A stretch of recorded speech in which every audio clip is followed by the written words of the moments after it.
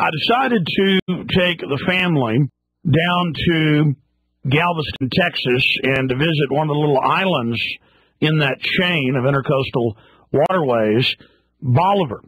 And I remember as a child visiting down there, you would go across the ferry less than a mile to the other side, there in the Gulf of Mexico, from one island to the other. And so we came pulling up there in Galveston, and there was this big line of cars, and it said, vehicles subject to search. And there were these caricature security guards in black uniforms with Homeland Security patches, literally almost walking on their knuckles, literally dragging their bellies on the ground. I mean, they were caricatures, some of them were, of the epitome of white trash. And I said, oh my gosh, I know that Homeland Security set up some checkpoints at some ferries around the country, but now I'm about to witness this. So we're waiting 30 minutes stuck in traffic, so I get to watch them in one lane that I would say on average 1 out of 10 cars got directed to. And they would pull over a family in a truck. They would pull over an old man driving an RV. And they would spend 10 minutes in some cases opening every compartment, searching, going inside, looking in all their cupboards. This went on and on and on. And then I get on the boat, and it's filled with Arabs. Now, I don't believe that we've been given the full story of 9/11. Everybody who listens to the show knows that. And I'm not saying that the Arabs are bloodthirsty and we're going to blow up the ferry. Or that we should be watchful of them. My point is the media claims that's the group that attacked us. And so I'm on the ferry, and there is Muslims with their wives, Muslims with their girlfriends, Muslims, women in the full headdresses, men with the full Wahhabist beards. And I watched who got searched on that ferry over. None of them got searched. None of them got profiled.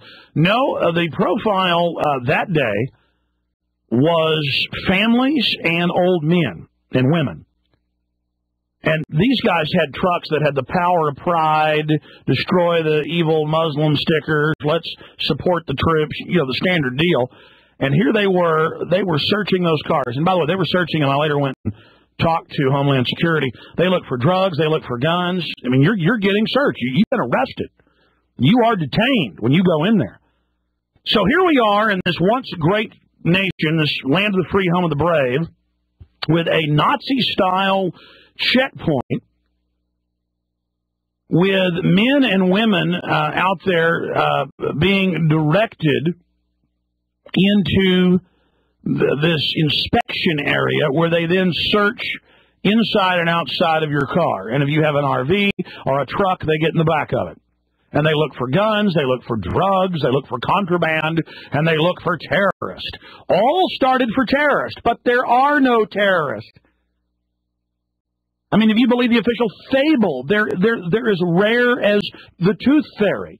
I mean, it's just incredibly rare. It's like finding the Hope Diamond or something on a seashore. And so here I am trying to simply get over there, and I'm stuck in traffic for 30 minutes waiting on the ferry, and I watch them search these cars and ask them questions. Oh, yes. But it got better. Then I wanted to go visit Seawolf Park, or World War II Memorial, for submariners back on Galveston the next day. So I tried to go over with my wife and children there. We get searched. We pull up. There's no traffic for the ferry. There's a woman in a black uniform with blonde, disheveled hair sticking out from a cap. And we say, and she says, stop, stop. Don't pull over here. Pull over there. And we said, okay, thank you. Can you tell us where we turn to go to Seawolf Park? Is it the next turn after the ferry? And she goes, asking me questions, huh? I've got somewhere special for you. I mean, she actually said this and started laughing with this other oaf she was with. I mean, literal cretins, and pointed us into the search lane. because we pulled slightly over in a lane towards her to ask her a question, so she laughed at us. She said, "You'll get special attention. They'll answer all your questions." And so we get directed into the search lane, and the two fellows that came over, I mean, they weren't as mean as airport screeners. They were nice. "Get out. Get your stuff out. Let us look under the hood. Let us look in the back. What's this?" But they were at least friendly. And I said, "Hey, I noticed a bunch of Arabs and headdresses and the rest of it on the way over yesterday. Why don't you search them? I mean, if that's the supposed al-Qaeda threat, wouldn't you profile?" "Oh, we're not allowed to do that. We've asked that." "Well, how much do you pay?" "Oh, I'm paid $10 an hour." You got Homeland Security. They literally hire people who've got GEDs. I'm not knocking you've got a GED, but my point is, and then they just send them out there to search you. And it's all to acclimate you. And so they send me back on my way, and I go over and see the Seawolf Park and see the World War II sub. And on the last day, going back over getting searched, I said, "You've searched me twice now, and I'm seeing people in turbans going across." He said, "Look, we're not allowed to search. We know it's a joke." The Coast Guard laughs at us because the Coast Guard station's right there. They know it's worthless. But see, and I said, "No, sir, it's not worthless. This is to train us to accept this. This is Pavlovian conditioning. This is to train us to accept it." Homeland Security, I saw Homeland Security Chief Governor Ridge, when he was on television, on C-SPAN, say, more than 4 years ago, say that it's going to be the airports, then the buses, then the trains, then the ferries, then the roads. And they're going to build hardened checkpoints in on these NAFTA highways, and they're going to search you and your family. This is what it's like, and they just get you generationally trained to line up and be searched by people in commando outfits. That was the best part. Some of these Homeland Security people were wearing black vests, white T-shirts, and camo leggings. There was no uniform. Mustard stains on their shirts, stumbling around. I mean, it was...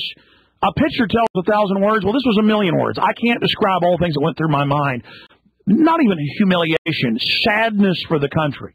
How far we've fallen. How pathetic we've gotten. And so, the al-Qaeda threat is a fraud. But even if you believe it's a real threat, then you profile and you see people that fit the profile and you profile them. But see, that's why they made a big deal about not profiling. Because in real crime fighting, if there's been a bank robbery and it's a white male driving an orange pickup truck, you look for a white male driving an orange pickup truck. But oh no, we don't look for white males driving orange pickup trucks. I mean, if Muslims attacked us and Muslims are planning to truck bomb us all over the country, then why aren't they searching the Muslims? And you would pull up, they would look in your car and then direct you to either go on the ferry or be searched. This is how they operate. And they didn't search any of the Arabs. And I saw 3 different groups of Arabs on the trip over, and on another trip back I saw some Arabs. And they didn't, and I mean in the headdresses, with the big beards. No, sir.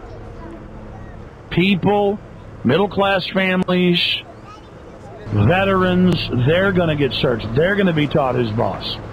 It was a pleasure to pull families out of Mercedes.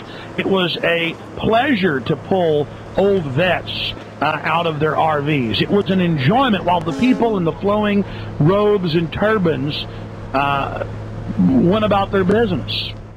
Because we are the target. We're the milk cows, folks. We're the ones to be shown humiliation. We're the ones to be put through the paces and the drills. And that's all this was a conditioning exercise.